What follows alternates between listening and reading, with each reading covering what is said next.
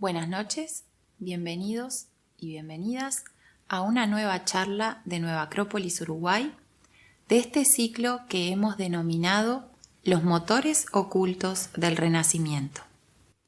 Y si hablamos de Renacimiento y hablamos de motores, ¿cómo no vamos a hablar de el personaje más emblemático quizá del Renacimiento, que es Leonardo da Vinci? Este hombre que reunió tantas características en sí mismo, ese arquetipo de la época. Pero esta noche me gustaría compartir con ustedes no solamente su arte, que tanto conocemos, sus obras de ingeniería, sus inventos, sino ir un poco más allá para descubrir qué había detrás, quién era ese hombre, ese filósofo que logró de alguna manera ser tan bueno en todo. Y vamos a comenzar por recordar un poco, por conocer un poco su vida. Leonardo nació en Vinci, un pequeño pueblo que estaba muy cerquita de Florencia, en 1452. En una Italia que en ese momento, como nos contó Mauricio en nuestra primera charla de este ciclo, estaba dividida. No era una Italia unificada, sino que había principados, había ducados, marcas, repúblicas. Y en ese pequeño pueblo, Leonardo es hijo de una especie de notario del pueblo que tiene una relación extramatrimonial, digamos, y nace Leonardo, pero su padre lo va a reconocer y se va a ocupar de su educación desde que es pequeño. Y como crece en ese pueblito muy rural, tiene contacto desde el inicio con todo lo que puede haber en un pueblo de la zona de la Toscana, ¿no? Hay cuevas, hay ríos, hay bosques, hay mucho contacto con la naturaleza. Y hay una anécdota muy graciosa. A Leonardo desde que era muy pequeño se le daba muy bien dibujar y había un vecino que le pide a su padre, le trae un escudo de madera y le pide que Leonardo haga una pintura y le encarga particularmente que sea una pintura que meta miedo, digamos. Y bueno, el padre le da las instrucciones y Leonardo se le ocurre meter en una habitación cuanto bicho encuentra desagradable. Entonces sale a buscar y encuentra serpientes, escorpiones, todos los bichos que nos podamos imaginar. Se encierra en la habitación y crea un monstruo que es una mezcla de todos esos animales. Pero no le dijo nada a nadie. Entonces, una vez que termina, llama a su padre y le muestra la pintura.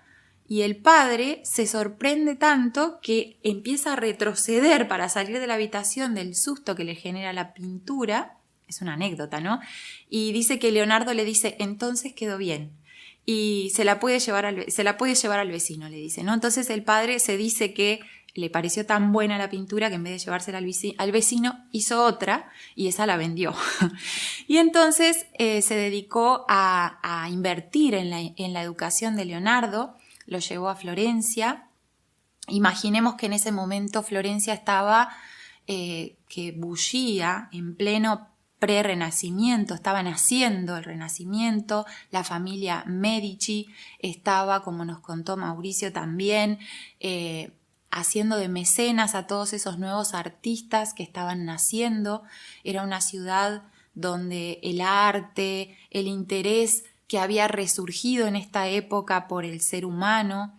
Recuerdan que habíamos hablado de que se pasaba de un teocentrismo que había durante todos los 10 siglos de la Edad Media, esa especie de encierro en Dios y la figura de Dios, y el ser humano había quedado completamente relegado. Pasamos ahora a un antropocentrismo que va a permitir ver y descubrir el mundo nuevamente de otra manera. Entonces Leonardo entra en el taller de Verrocchio y ahí está desde los 18 hasta los 24 años más o menos, y ahí se forma en la pintura, se hace enseguida un excelente ayudante y luego cuando tiene más o menos 24 años, pasa un periodo en el que no tiene ningún mecenas y se dedica a trabajar por su cuenta. En esa época trabaja para los Medici, que era esta familia de famosos banqueros de Florencia que financiaba a muchos artistas, y en esa época se acerca a la famosa Academia Platónica de Florencia. Mauricio y Rubens nos contaron sobre esta academia que fue tan importante para el pensamiento renacentista.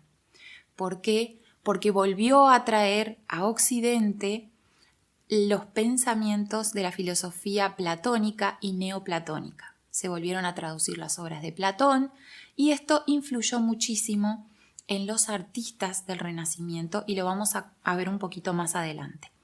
Entonces, bueno, Leonardo, como todos los artistas y todos los intelectuales de ese momento, se reunían y tomaban contacto con la academia, un poco de alguna manera sin que se supiera mucho porque la Inquisición ya estaba averiguando un poco qué pasaba, y Rubens también nos hizo referencia de los problemas que tuvo Pico de la Mirandola con la Inquisición. Entonces era una cosa un poco solapada, pero todos tomaban contacto con la Academia de Florencia.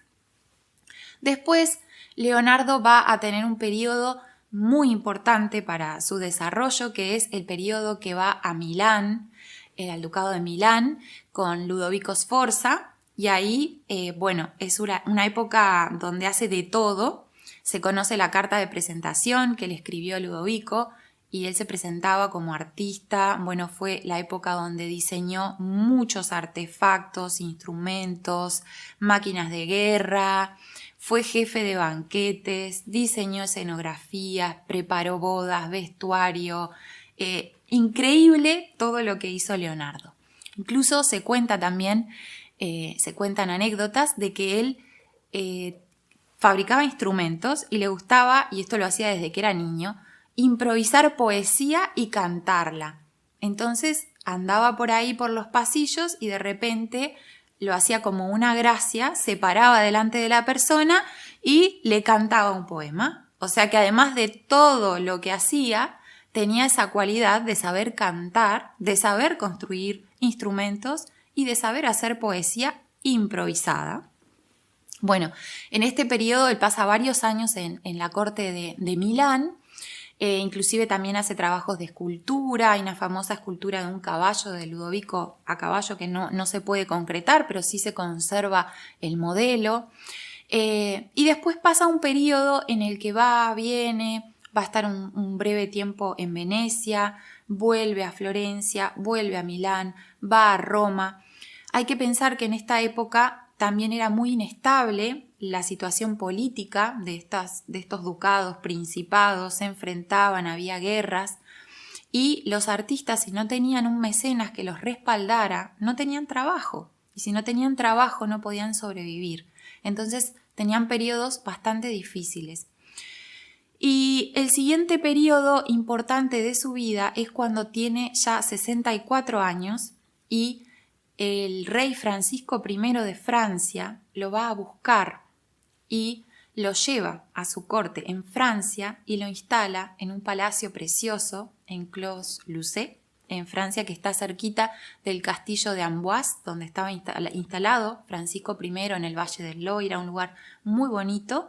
Le prepara un palacio, ya Leonardo estaba anciano, y bueno, le da el lugar para que se instale y pueda trabajar, pueda instalar su taller de pintura, pueda desarrollar todo lo que le gustaba, porque tenía como muchas aficiones Leonardo. Y en ese último periodo de su vida tiene grandes conversaciones con el rey y han quedado algunas anécdotas, algunas frases que quiero compartir una con ustedes en particular, de un escultor italiano que se llama Benvenuto Cellini, que hizo una escultura muy famosa que es la de Perseo con la Medusa, que está en la plaza de Florencia. Y él dice: no quiero olvidar citar las palabras que oí decir al rey Francisco I acerca de él.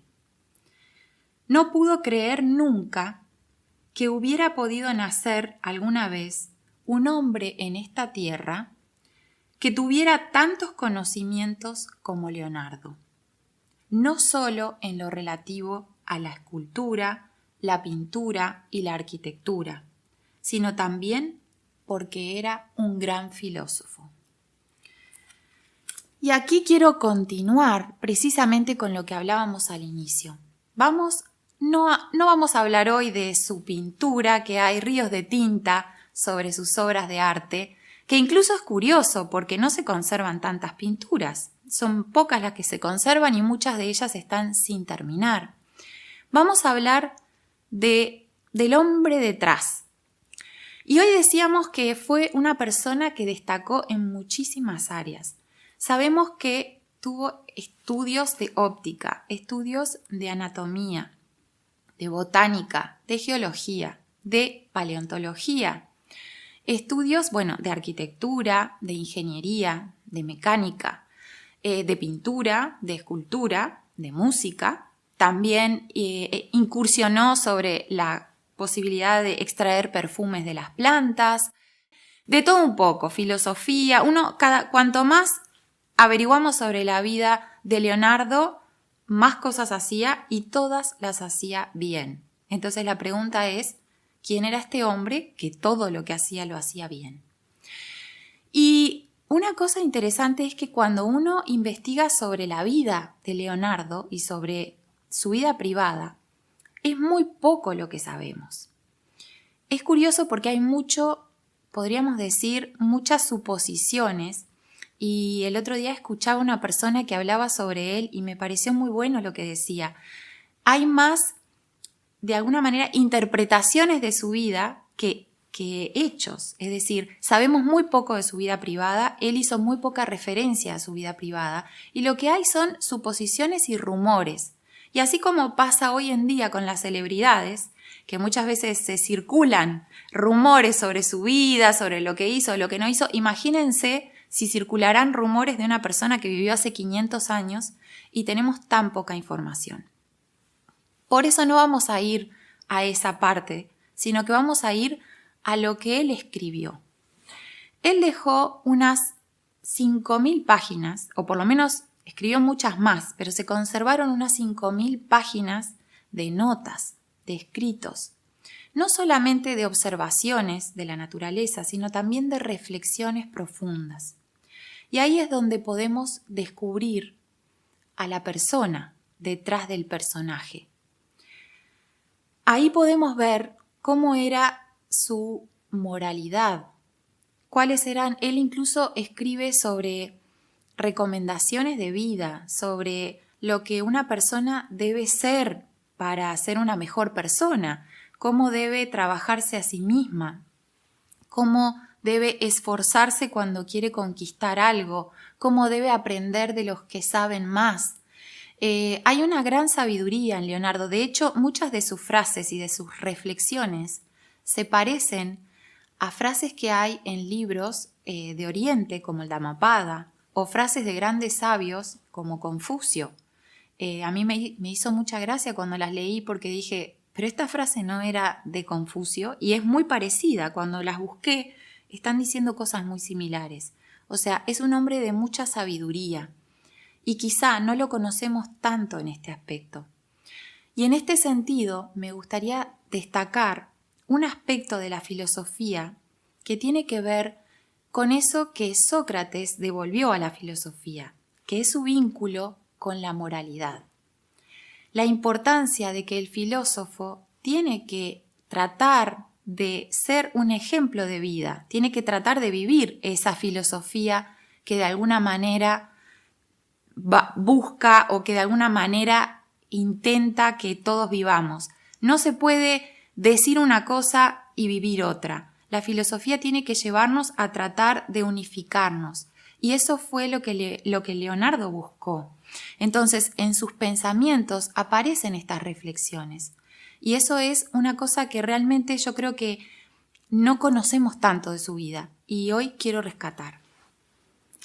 Es también una persona que, para ser capaz de hacer todo lo que hizo y de plasmar todo lo que plasmó, sin lugar a dudas tenía otra manera de ver la naturaleza. podríamos decir, una vida interior, una profundidad para observar la realidad que no todos tenemos. Él veía ondas en el lago, donde nosotros vemos ondas en el lago, él veía el misterio del movimiento. Donde nosotros vemos un ave volando, él veía la mecánica detrás del ala que generaba el vuelo. Esa capacidad de ver más allá de lo visible también es propia de aquel que busca las causas, de aquel que es filósofos, de aquel que ama la verdad y la busca. No ve solo lo evidente, busca permanentemente el misterio detrás. Y Leonardo toda su vida se vio fascinado por el misterio detrás de lo evidente. Y nos lo quiso decir y nos lo legó en su obra. Y por eso su obra sigue siendo fascinante. Aunque uno no entienda nada de pintura, se queda conmovido ante las pinturas de Leonardo. Y sin embargo, hay otro montón de artistas que son muy buenos, pero Leonardo capta algo que los demás no saben captar. Esa profundidad para ver en la realidad cosas invisibles, la aplicó a todo lo que hacía. Por eso, todo lo que encaraba, aunque fuera una escenografía, aunque fuera una cosa aparentemente simple, estaba cargado de esa profundidad. Voy a poner un ejemplo relacionando con esto de la búsqueda de ese misterio más allá. Él estuvo buena parte de su vida cautivado por el movimiento, por el motor del movimiento y por aquellas cosas que lo producían. Y acá hay un elemento curioso o interesante que quizá podamos conectar con ese contacto que tuvo en su juventud con la Academia Platónica de Florencia, porque Platón en el Timeo dedica una parte al misterio del movimiento y precisamente a este misterio de cómo la materia puede pasar de lo estático al movimiento.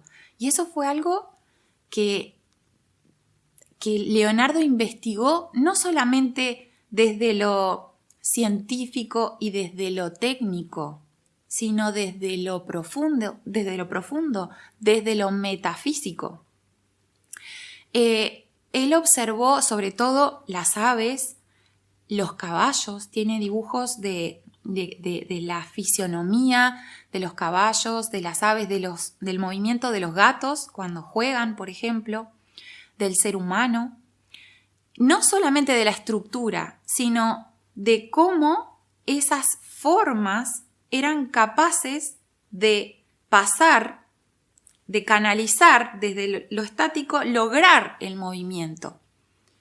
E inclusive, él se fascinó mucho y fue un precursor en el estudio de esto por la fisionomía de las personas. Él tenía una teoría y dibujó muchísimos, hay muchos dibujos de rasgos de personas. Estaba cautivado porque él decía que el ánima, el carácter, lo que anima a las personas, va definiendo su forma física. Entonces, también ahí es la expresión del movimiento de algo más sutil que termina por plasmarse en algo material. Bueno, posteriormente hubo muchos estudios relacionados con esto y es realmente algo fascinante y él lo profundizó muchísimo. También estudió y hay mucho material y muchos dibujos y muchas anotaciones sobre el movimiento del agua, sobre el movimiento de la energía, del aire, los remolinos, la espiral, todo ese misterio. Lo que quiero decir con esto es, no solamente era el dibujo físico, sino que al buscar la causa profunda, cuando él llegaba a la plasmación física, claro, lograba algo que era mucho más vivo, más vívido, que el dibujo en sí. De hecho, podía transmitir algo quizá que no somos capaces de ver en la realidad, porque estaba poniendo lo que él había podido abstraer mediante su reflexión. También por haber entrado en contacto con Luca Pacioli y haber ilustrado la obra La Divina Proporción, hizo muchos estudios sobre la proporción áurea, el número áurico, que es ese número que ya los pitagóricos conocían y sabemos que, bueno, en realidad no es exclusivo de los pitagóricos, se conocía desde siempre en la antigüedad, es un número que aparece en la naturaleza, también se le llama número mágico, aparece, bueno, en Egipto, en Mesopotamia, él aparece en todas sus obras, está relacionado con la plasmación de la armonía, de la belleza. Hay infinidad de estudios sobre, bueno, la Última Cena, todas las obras, no solo de Leonardo, sino también Botticelli, que también estudió con Verrocchio junto con Leonardo y que también estuvo en contacto con la Academia de Florencia. O sea, todos entran en contacto también con las enseñanzas de Platón, que a su vez toma las enseñanzas de Pitágoras y vuelven a estas enseñanzas que son atemporales y que nos hablan de leyes matemáticas, de leyes de la armonía del universo, de esas leyes que subyacen y que luego se traducen para que nosotros podamos ver belleza, podamos captar algo que nos cautiva y no sabemos muy bien qué es. También él hizo estudios sobre la luz, sobre óptica, pero fundamentalmente sobre la luz, sobre las sombras, la famosa técnica del sfumato, esa técnica que tiene relación con que los contornos no quedan del todo definidos, sino que no se sabe muy bien dónde termina una forma y dónde comienza otra. Eso es algo que le da, por ejemplo, a un personaje en una pintura un halo de espiritualidad que no es posible darle de otra manera, porque logra captar algo que ni siquiera es visible en la realidad. Y eso es algo que solo puede plasmarse si hay detrás, de nuevo, una profunda investigación, una profunda reflexión sobre el misterio de la luz y de las sombras. Y él tiene muchísimas frases relacionadas con esto, con qué significa la luz, qué significan las sombras, cómo están íntimamente relacionadas. Él también, como todo renacentista, como también nos hablaba Rubens en su charla de Pico de la Mirandola, fue un gran integrador de la realidad. No es esa realidad dividida, es una realidad donde todo está interconectado. Mauricio nos hablaba también de la magia, de esa magna ciencia que precisamente se basa en esa ley de correspondencia que hay en la naturaleza. Y la luz y la sombra están interrelacionadas, entran en contacto. Y eso que él genera en las pinturas, ese halo que es irreal, un autor dice que es como que espiritualiza lo real, o de alguna manera trae a lo real lo espiritual. Y a mí me gustó mucho la forma de explicarlo, porque es cierto, no termina de ser real. Y es difícil, si nos dijeran cómo podemos pintar algo espiritual, es algo muy, muy difícil. Sin embargo, él logra, a través de esa profundidad interior que él mismo necesita encontrar, transmitirla hacia los demás. Eso es lo que logra un artista filósofo. Logra bucear dentro de sí mismo, logra tomar contacto con lo más elevado de sí mismo para tomar contacto con lo que Platón llamaba los arquetipos, y ahora logra traerlo a través de la técnica y del esfuerzo a los demás, a los que no tenemos esa capacidad, a los que no somos artistas. Y esta capacidad también de de traer lo espiritual tiene relación con los personajes que pinta. La famosa Mona Lisa o Gioconda es una obra que es única y su famosa sonrisa es una sonrisa que ha dado mucho que hablar. Se ha intentado imitarla y pintarla muchas veces, pero nadie lo logra. Nadie logra esa sonrisa. ¿Qué tiene esa sonrisa? Un misterio.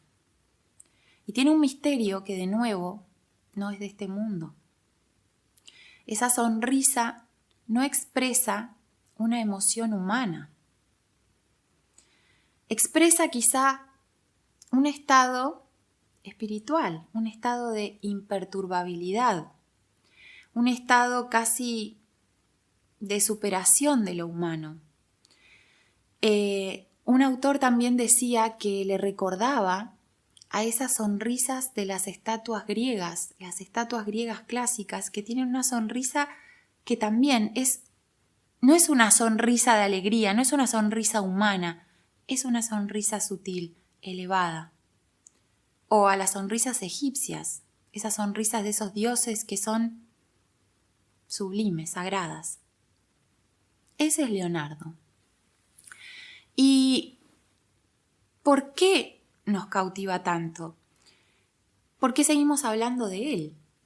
¿Por qué hoy en día nos seguimos fascinando con sus obras? Pero sobre todo, nos sigue fascinando él. Y quizá nos sigue fascinando porque de alguna manera nos recuerda que todos quisiéramos ser un poco como él. Y quizá todos tenemos la capacidad de ser un poco como él. Él siempre decía que lo que se necesita es aprender, estar dispuesto a observar la naturaleza, aprender y sobre todo esforzarse. El esfuerzo, la perseverancia hace que cualquiera pueda convertirse en un genio. Y este hombre lo que hizo, en realidad, fue no detenerse, fue no aceptar los límites, fue buscar más allá de lo visible, fue romper los límites de la realidad desde su propio interior, fue atreverse a profundizar, fue convertirse en un verdadero filósofo. De alguna manera nos inspira a ese espíritu renacentista, nos inspira a buscar también nosotros romper esos límites y atrevernos desde la humildad a hacer cosas grandes, a dejar de ser superficiales, dejar de quizá estar siempre corriendo, porque si uno corre no logra ver más allá de lo visible. Es necesario conseguir una serenidad interior, es necesario detenerse. Y me gustaría dejarles una frase muy bonita de Leonardo para que nos inspire, que dice, y nos habla a nosotros: ¿por qué no emprendes una obra de tal magnitud que te permita vivir después de muerto, en lugar de dedicar tu vida a soñar como lo hacen los difuntos? Así que atrevámonos a soñar, pero a vivir, a crear una obra, a plasmarla, a romper nuestros límites, a ser renacentistas, a crear un mundo mejor, a ser filósofos. Muchas gracias y los invitamos a seguir nuestro canal, suscribirse para seguir nuestras próximas charlas.